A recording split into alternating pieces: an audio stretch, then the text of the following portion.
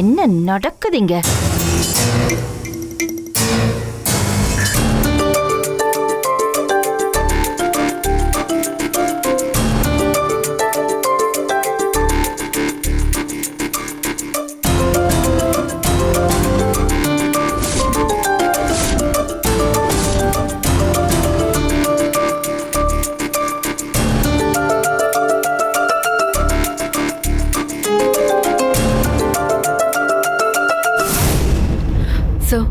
Sorry sir.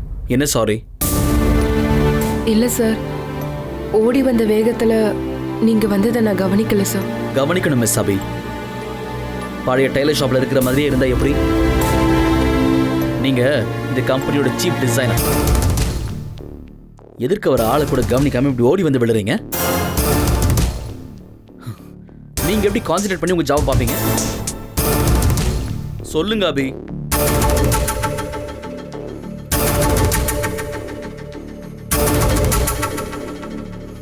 வேலையை விட்டு தூக்கிடுவாரோ?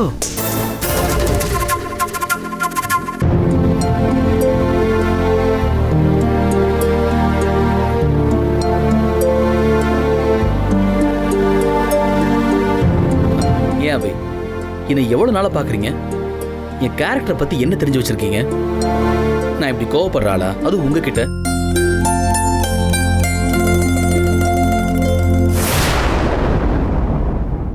அவரு முதல்ல நிஜமாவே திட்டுறாருன்னு பயந்துட்டேன். அவர் அப்படிதான் பேசுறாருன்னு நான் ஆரம்பத்திலே கண்டுபிடிச்சிட்டேன். அவர் கண்ணுல ஒரு சிரிப்பு இருந்துச்சுக்கா. கண்ணுல சிரிப்பா? அதென்ன கண்ணுல சிரிக்கிறது?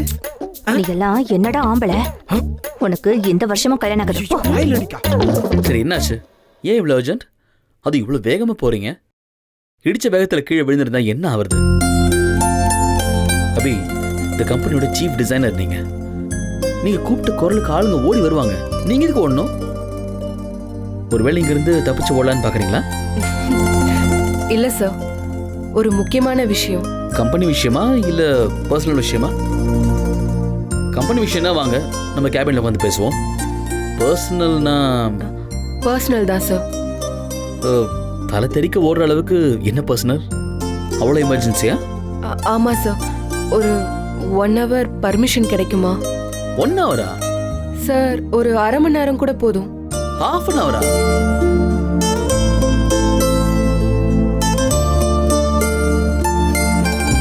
பர்சனல் ஒர்க்குன்றீங்க, எமர்ஜென்சி. 1 hour எப்படி பத்தும்? அதுக்குள்ள நீங்க என்ன பண்ணுவீங்க? நீங்க 1 day லீவ் எடுத்துக்கங்க. நிதானமா உங்க வேலை எல்லாத்தையும் முடிச்சுட்டு பொறுமையா நாளைக்கு வாங்க. ஒன்னும் அவசரம் இல்லை Abhi. Okay? Okay sir. Sir, thank you sir. Miss Abhi, no formalities. கிளம்புங்க. அபி, பணம் ஏதாவது வேணுமா? கேஷ் வேணும் எடுத்துட்டு வர சொல்லட்டுமா? இல்ல சார், வேண்டாம். பணம் வேணாமா? பணம் தேவைப்படாம அப்படின்னு எமர்ஜென்சி? அது இல்ல, சொல்ல முடியலன்னா வேணாம். இல்ல, அப்படிலாம் ஒண்ணும் இல்ல சார். என்னோட கடை இருக்கு இல்லையா, பில்டிங் ஓனர் தான் இப்ப எனக்கு கால் பண்ணாரு. கடையை இடிக்கிறதுக்கு ஆர்டர் வந்திருக்கா. முக்கியமா எதெல்லாம் தேவையோ அந்த பொருளை மட்டும் வந்து எடுத்துக்கலாம்னு சொன்னாரு. வாவ், கங்க்ராட்ஸ் அபி. கொஞ்சம் கொஞ்சமா உங்க போராட்டத்துல நீங்க ஜெயிச்சுட்டே வரீங்கல்ல. கோ அபி, முதல்ல போய் உங்க பொருள் எல்லாம் சேவ் பண்ற வழியை பாருங்க.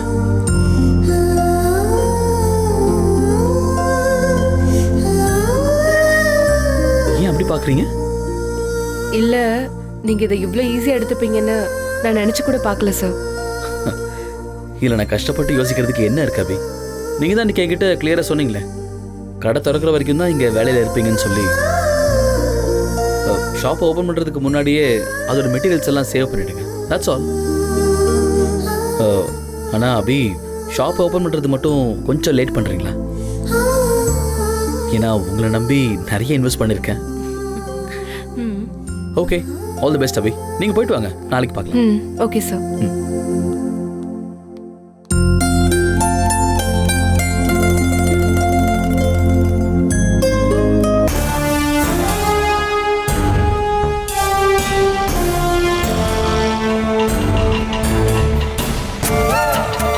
அண்ணா, கொஞ்ச நேரம் வெயிட் பண்ணுங்க, நான் வந்துடுறேன்.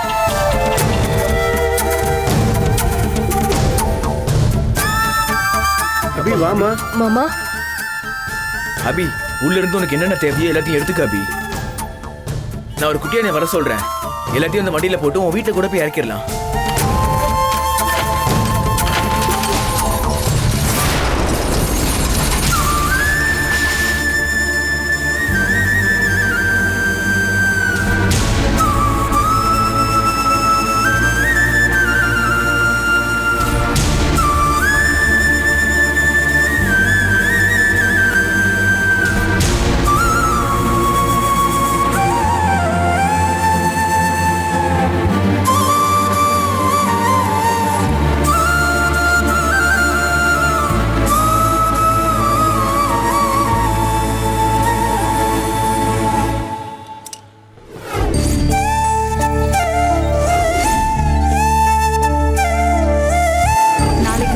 ஃபங்க்ஷனுக்கு போகணும். தைக்க கொடுத்திருந்தான்ல சுடிதார், அது ரெடி ஆயிடுச்சாக்கா?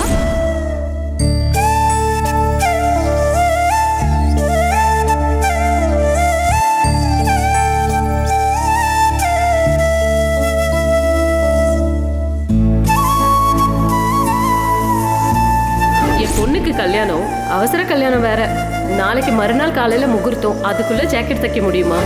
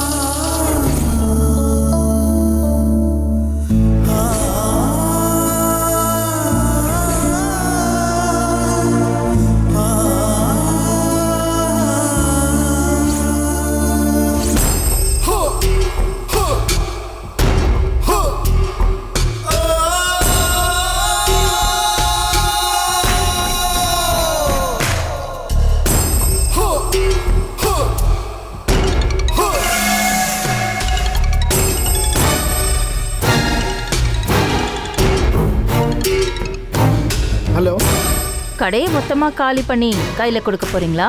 கோர்ட் ஆர்டர் அப்படிதான் மேடம் சொல்லுது. Sir court order, sir court order. சரி, யாராவது பக்கத்துல இருக்காங்களா? ஆமாம் சார். Okay, good. ஆமா, கோர்ட் ஆர்டர் என்ன சொல்லுது? அத்தியாவசியமான பொருட்கள் மட்டும் எடுத்துக்கலாம்னு சொல்லிட்டேன் சார். ஸ்டூபிட். அத்தியாவசிய பொருட்கள்னா மொத்த கடையும் அவளுக்கு தரணும். புரியுது சார். இது பார், கடையில ஒட்டிட்டு இருக்கிற தூசியை கூட அவ தொடக்கூடாது. புரியுதா? புரியுது சார். அவளை அடிச்சு துரத்தி விடு. கடைய மறுபடியும் பூட்டு. Okay sir. Hello, 1 second madam. Sir sir இது பாரு, போனை கட் பண்ணாம அப்படியே பாக்கெட்ல வச்சுக்கோ. நான் கேட்கணும், அங்க என்ன நடக்குது, அந்த அபி எப்படி அழறா, ஒவ்வொன்றையும் நான் கேட்கணும். சரி, okay sir.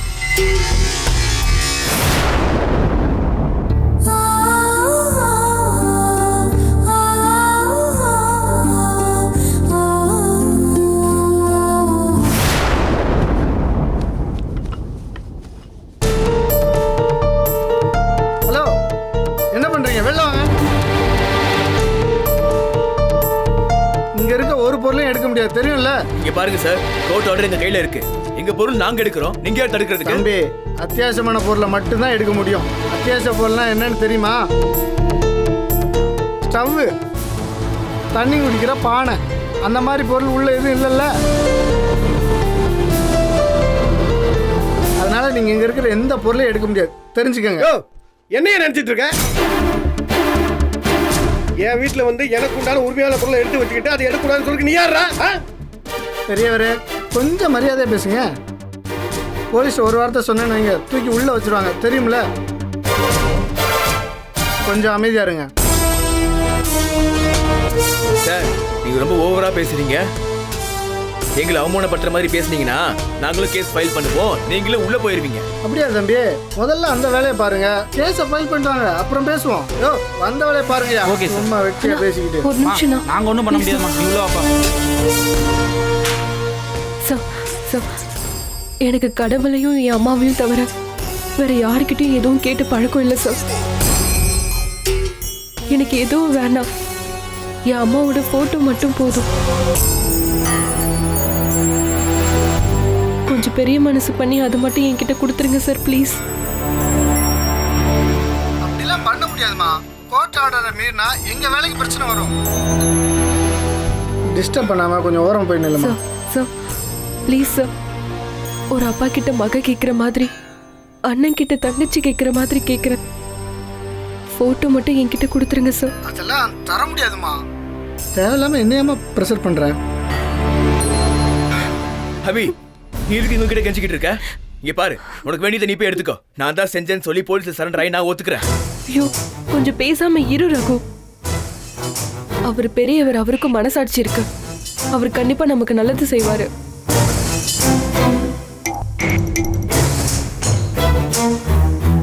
Sir please sir, அம்மா போட்டோ மட்டும் கொடுங்க சார். நான் எதுக்கு தேவையில்லாம என் மேல ப்ரெஷர் போடுறீங்க? இருங்க வரேன்.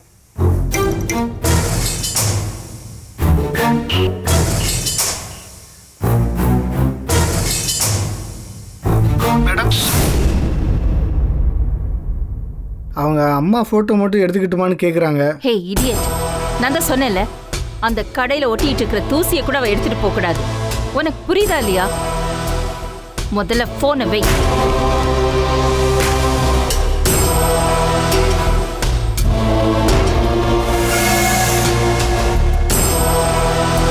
இங்க பாருமா, என்ன தப்பா எடுத்துக்காதீங்க. இங்க இருக்கிற எந்த பொருளையும் எடுக்கக்கூடாதுன்னு சொல்லிட்டாங்க.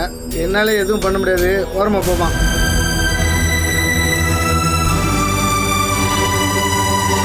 அபி,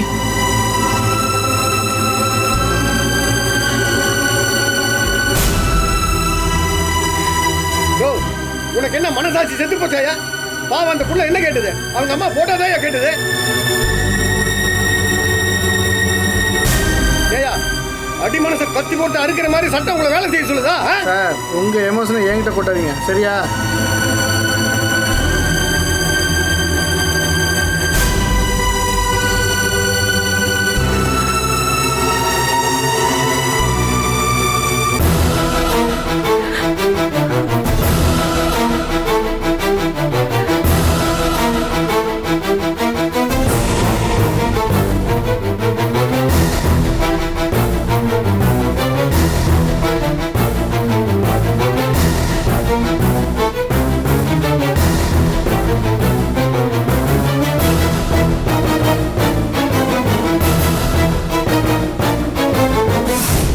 அபி,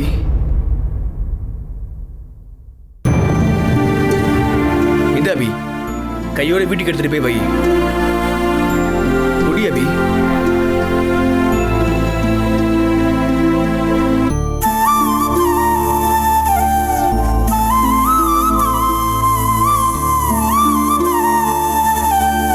அபி, அவங்க யாரும் பார்க்கல, நீ கிளம்பு.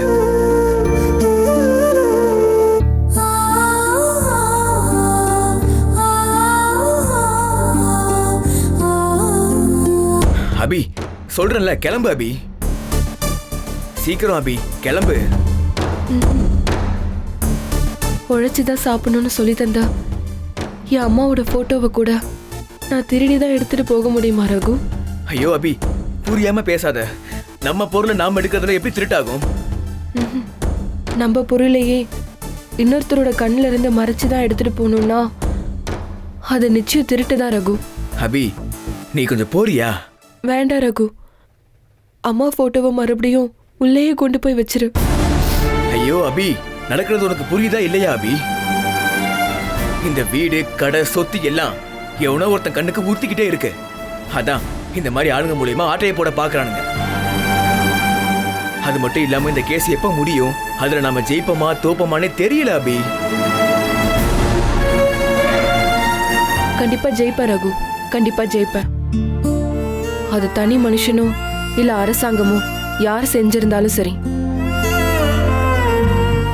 என் அம்மாவும் கடவுளும் நம்ம கூடவே நின்று நம்மள ஜெயிக்க வைப்பாங்க.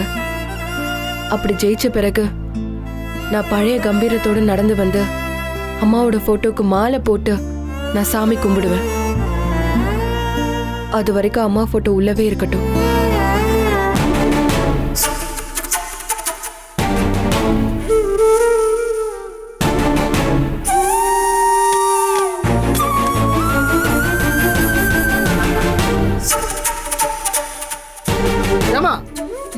பண்ணிட்டு இருக்க? கிளம்பு முதல்ல.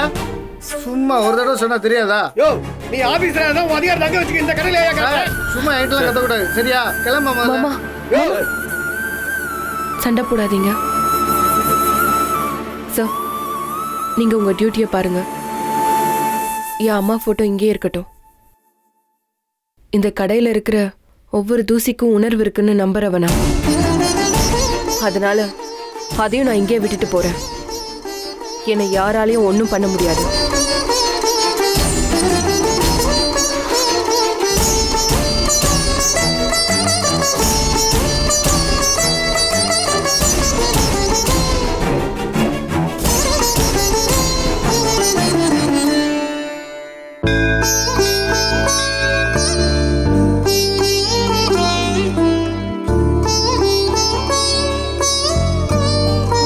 சாரி மாமா. என்னம்மா திடீர்னு சாரி எல்லாம் கேக்குற? இல்ல மாமா, சின்ன வயசுல இருந்து நான் கஷ்டப்படுற எல்லா நேரத்திலையும் எனக்கு ஆறுதலா இருந்து தைரியம் சொல்லியிருக்கீங்க. இப்போ நீங்க தனியா போராடிட்டு இருக்கீங்க. நான் உங்க கூட இருந்து போராடாம என் வாழ்க்கைய, என் குடும்ப நிலைய மட்டும் யோசிச்சு வேலைக்கு சேர்ந்துட்டேன். ரொம்ப சுயநலமா இருக்கேன்ல மாமா. எதுமா சுயநலம்? உன்னை நம்பி இருக்கிற உன் குடும்பத்தை காப்பாற்ற நினைக்கிறது எப்படிமா சுயநலம் ஆகும்? ஆனா உங்களுக்கு நான் சப்போர்ட் பண்ண முடியலையே மாமா. கடையை காப்பாத்த தனி ஆளா இருந்து போராடிட்டு இருக்கீங்க. ஆனா நான் எங்கம்மா தனியா போராடுறேன்? எப்பவுமே நான் உதவாக்கறேன்னு திட்டுற உன் நண்பன் ரகுதான் என் கூடவே இருக்கானே. இப்போவும் உதவாக்கறேன்னு சொல்றீங்களே மாமா. அவ உங்க பையன். அபி, அன்புல 2 வகை இருக்கு. ஒன்று முகத்துக்கு நேராக காட்டுறது, இன்னொன்று முகத்துக்கு நேராக கோபத்தையும் முதுகுக்கு பின்னாடி அன்பையும் காட்டுறது. இதில் நான் 2வது ரகமா, அதுவும் அவங்கிட்ட மட்டும்தாம்மா. அபி, உன் முகத்தில் சிரிப்பை பார்த்து எவ்வளவு நாளாச்சு. அப்பாடா, இந்த சிரிப்பை மறுபடியும் உன் முகத்தில் வர வச்சதுக்காக உன் முதலாளிக்கு தாம்மா நான் நன்றி சொல்லணும். உண்மைதான் மாமா, நன்றி சொல்லணும். ஆனா நீங்க இல்ல, நான். நொறுங்கி போயிருந்த என் மனச ஒரு நண்பனா நின்னு அன்பான வார்த்தையில ஒட்ட வச்சதுக்கு, நமக்கு பொருந்தாத இடம் அப்படிங்கிற பயத்தை சின்ன சிரிப்புல விரட்டி அடிச்சதுக்கு, ஒரு சாதாரண டெய்லருக்கு இவ்வளவு பெரிய சீஃப் டிசைனர்னு மரியாதையை உருவாக்குனதுக்கு, நான் தொலைச்ச என்னோட தன்னம்பிக்கைய மறுபடியும் எனக்கு மீட்டு கொடுத்ததுக்கு, எல்லாத்துக்கும் நானும் நன்றி சொல்லணும். ஆனா நன்றிங்கிற ஒரு வார்த்தையில சொல்லக்கூடாது, வாழ்க்கையில காட்டணும்னு நினைக்கிறேன். என்ன மாமா அப்படி பாக்குறீங்க? இல்லம்மா, இத்தனை வருஷத்துல உன் முகத்துல நான் பார்க்காத புது வெளிச்சம், புது சிரிப்பு, லேசா வெக்கம் கூட எட்டி பார்த்துட்டு போச்சே. உங்க அம்மா சொன்ன ராஜகுமாரன் அந்த கதையில இருந்து உன் வாழ்க்கைக்குள்ள தாவி ஓடி வந்துட்டான்னு நினைக்கிறேன்.